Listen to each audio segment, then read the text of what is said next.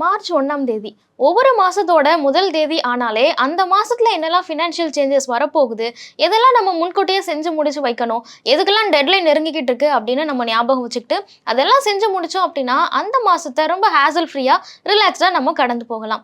அப்படி இந்த மார்ச் 2026ல என்னென்ன மாற்றங்கள்லாம் வரப்போகுது, நீங்க எதுக்கெல்லாம் முன்கூட்டியே பிளான் பண்ணி வைக்கணும், எதெல்லாம் மாத்தணும் அப்படிங்கிறது தான் இந்த வீடியோல டீட்டெயிலா பிளான் பண்ண போறோம். மார்ச் 2026ல இருந்து மாறப்போற முதல் விஷயம் என்ன அப்படின்னு கேட்டீங்கன்னா, இந்த மாசத்துல இருந்து மத்திய அரசோட சிம் பைண்டிங் ரூல் அப்படிங்கிறது நடைமுறைக்கு வருது. அது என்ன சிம் பைண்டிங் அப்படின்னு கேட்டீங்கன்னா, வாட்ஸ்அப், டெலிகிராம் மாதிரியான செயலிகளை பயன்படுத்தி நிறைய ஸ்கேம்ஸ் நடக்கிறத பாக்குறோம். இதுக்கு பல்வேறு காரணங்கள் இருந்தாலும் கூட ஒருத்தரோட மொபைல் தொலைஞ்சு போச்சு அப்படின்னா அவங்களோட அக்கௌண்ட்டை இன்னொருத்தங்க ஹேக் பண்ணி யூஸ் பண்றதுக்கு வாய்ப்பு இருக்கு. என்னதான் நீங்க போனை லாக் பண்ணாலும் கூட அந்த டைம்குள்ள இன்னொருத்தங்க உங்களோட அக்கௌண்ட்டை ஹேக் பண்ணிட்டாங்கன்னா என்ன பண்றது, இந்த மாதிரியான குழப்பங்கள்லாம் இருக்கும். ஸோ இதெல்லாம் தவிர்க்கிற விதமாக தான் இந்த மாதிரியான ஒரு சிம் பைண்டிங் ரூல் அப்படிங்கிறத மத்திய அரசாங்கம் கொண்டு வந்திருக்காங்க. இது எப்படி ஒர்க் ஆக போகுது அப்படின்னு கேட்டிங்கன்னா, ஒரு மொபைல் ஃபோன்ல இருந்து ஒரு சிம் கார்டை ரிமூவ் பண்ணிட்டாங்க அப்படின்னா அது சம்மந்தப்பட்ட வாட்ஸ்அப்போ இல்லை டெலிகிராம் மாதிரியான எந்த அப்ளிகேஷன்ஸையும் யாராலையும் ஆக்சஸ் பண்ண முடியாது அப்படின்னு குறிப்பிடுறாங்க. அதாவது உங்களோட அக்கௌண்ட்ஸ் எல்லாமே உங்களோட சிம் கார்டோட லாக் ஆயிரும் அப்படின்னு குறிப்பிட்டிருக்காங்க. ஸோ இந்த சிம் கார்டில் உங்களோட அக்கௌண்ட்ஸ் எல்லாத்தையும் லாக் பண்ணுற இந்த ப்ராசஸ் தான் சிம் பைண்டிங் ரூல் அப்படின்னு சொல்கிறாங்க. ஸோ இதை இன்ட்ரடியூஸ் பண்ணுறது மூலமாக பெரிய அளவில் இந்த ஸ்கேம்ஸ் எல்லாம் கம்மி பண்ண முடியும் அப்படின்னு மத்திய அரசாங்கம் தரப்புல இருந்து தெரிவிச்சிருக்காங்க. இது மட்டும் இல்லாமல் உங்களோட வாட்ஸ்அப்பை நீங்கள் வெப்ல கனெக்ட் பண்ணி யூஸ் பண்ணுறீங்க அப்படின்னா அது 6 மணி நேரத்துக்கு மட்டும்தான் ஆக்டிவாக இருக்கும்.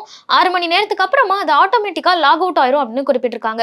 ஸோ நீங்கள் ஏதாவது ஒரு லேப்டாப்லையோ இல்லை சிஸ்டம்லையோ வாட்ஸ்அப் வந்து யூஸ் பண்ணுறீங்க, அதுக்கப்புறம் அதை லாக் அவுட் பண்ண மறந்து க்ளோஸ் பண்ணிட்டு போயிட்டீங்க, அதுக்கப்புறம் அதை ஆக்சஸ் பண்ண முடியலையே இல்லை வேற யாராவது அதை ஆக்சஸ் பண்ணிடுவாங்களோ அப்படிங்கிற குழப்பத்துலலாம் இருந்தீங்கன்னா இனிமேல் அந்த பயமே தேவையில்லை. ஒரு 6 மணி நேரம் மட்டும்தான் அது ஆக்டிவாக இருக்கும். அப்புறம் ஆட்டோமேட்டிக்காக அதுவே லாக் அவுட் ஆயிரும் அப்படிங்கிறதையும் கன்ஃபார்ம் பண்ணியிருக்காங்க. ஸோ இந்த மாதிரியான ஸ்கேம்ஸ் நடக்கிறதுக்கு என்னென்ன வழிகள்லாம் இருக்குது அப்படிங்கிறத பார்த்து அது எல்லாத்தையுமே தடுத்து நிறுத்துறதுக்கான வழிகளில் தான் ஈடுபட்டு இருக்காங்க.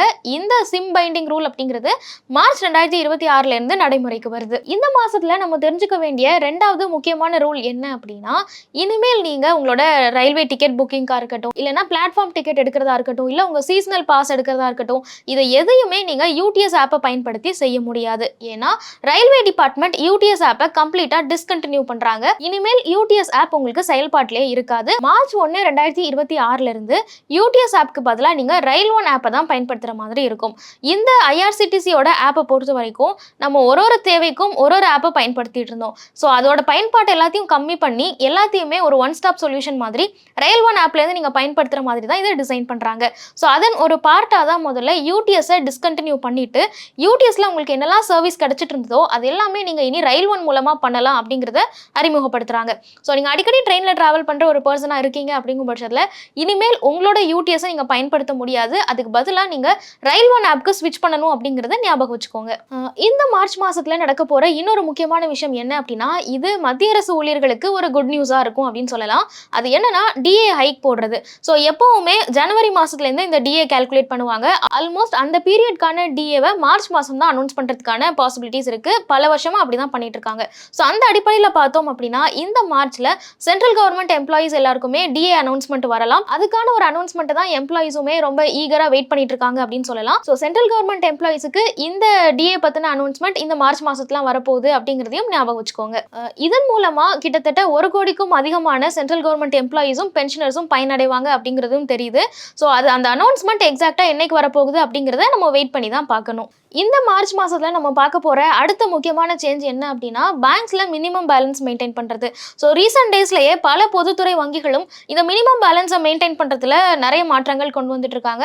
இன்ஃபேக்ட் நிறைய பேங்க் வந்து 0 பேலன்ஸ் மெயின்டைன் பண்ணலாம் அப்படிங்கிறதையும் அனுமதிச்சுட்டு வராங்க. ஆனா இந்த மார்ச் 2026ல இருந்து பெரும்பாலும் பொதுத்துறை வங்கிகள் இந்த மினிமம் பேலன்ஸை எப்படி கால்குலேட் பண்றாங்க அப்படின்னு பார்க்கும்போது அது ஒரு நாளுக்கான மினிமம் பேலன்ஸா இல்லாம குறிப்பிட்ட ஒரு மாசத்துக்கான மினிமம் பேலன்ஸா அதை கன்சிடர் பண்ணி அதுவும் எக்ஸாக்டா அந்த மாசத்தினுடைய ஆவரேஜா அவங்களுக்கு எவ்வளவு பேலன்ஸ் அவங்க மெயின்டைன் பண்ணிருக்கணும் அப்படிங்கிற மாதிரி அந்த சிஸ்டமா மாத்த இருக்காங்க அப்படிங்கிற தகவலும் வெளியாயிருக்கு. ஸோ உங்களோட பேங்க் அக்கௌண்ட்ல மினிமம் பேலன்ஸ் குறைஞ்சாலே உங்களுக்கு ஃபைன் வந்துடும் அப்படிங்கிற அந்த நிலைமை மாறி ஒரு மாசத்துக்கு ஒரு கூலிங் பீரியட் மாதிரி கொடுக்குறாங்க. இந்த மாசம் ஃபுல்லா உங்க பேங்க் அக்கௌண்ட்ல எவ்வளவு பணம் இருந்தது அப்படிங்கறத ஒரு ஆவரேஜா கன்சிடர் பண்ணிட்டு அதுக்கு ஏற்ற மாதிரியான பெஞ்ச் மார்க் அது மீட் அவுட் பண்ணுது அப்படிங்கறத செக் பண்ணிட்டு அதுக்கு ஏற்ற மாதிரி தான் உங்களுக்கு ஃபைனும் போடுறோம் அப்படின்னு சொல்றாங்க. ஸோ இதன் மூலமா பெரும்பாலான நபர்கள் அவங்களோட அக்கௌண்ட்ல இந்த ஃபைன் ஏற்படுறதை தவிர்க்க முடியும். அதையும் இந்த மார்ச் மாசத்துல இருந்து நடைமுறைப்படுத்த இருக்கிறாங்க அப்படிங்கறத ஞாபகம் வச்சுக்கோங்க. சோ இதெல்லாம் தான் இந்த மார்ச் 2026ல நடக்க போற முக்கியமான மாற்றங்கள். இதுல உங்களுக்கு எது டைரக்டா இம்பாக்ட் ஆக போகுது அப்படிங்கறதெல்லாம் தொடர்ந்து கவனிச்சுக்கிட்டே இருங்க.